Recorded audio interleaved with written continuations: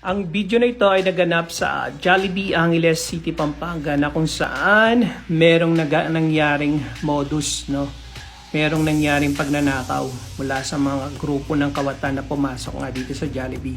Last April 20 lang to. Ayan, makikita natin yung pumasok na nakaputing cap ay isa sa mga kasabwat. Kasama na po yung babae na naka-blue at syempre yung babaeng nasa likuran na naka-face mask na kulay black yung damit.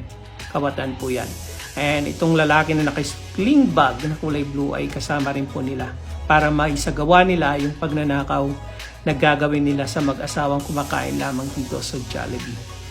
Nag-level up na talaga ang mga kawatan ngayon. Kaya yon yung nakaputi na naka-black na face mask, siya po ang magiging actor po nila. Siya yung gagawa ng distraction later. So, tingnan natin kung paano nila gagawin yung kanilang modus. Kung makikita natin, unti-unti nang pumapesto yung mga grupo ng kawatan dito. Nang pinalibutan na nila yung mag-asawa at kukuha sila ng tamang tiyempo para maisagawa nila yung kanilang pagnanakaw dito sa mag-asawang kumakain lamang sa Jollibee. Kaya pagmasdan natin mabuti guys yung mga susunod na gagawin nila.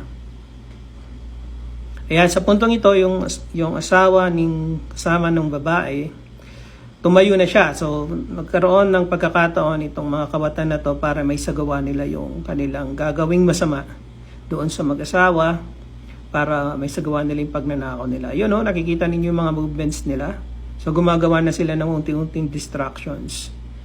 Then, pagwasdan sa mga ilang segundo, ayun, yung actor nila, kumwari, nagtanim na ng mga nalaglag na pera para makakuha siya ng distractions. Diba? Ang galing. Galing ng modus, sabay kuha ng bag, hindi napansin ni ate kasi nalito na siya. Kaya ingat po tayo mga kabayan, especially ng ating mga kabalin dyan sa Jollibee, Angeles.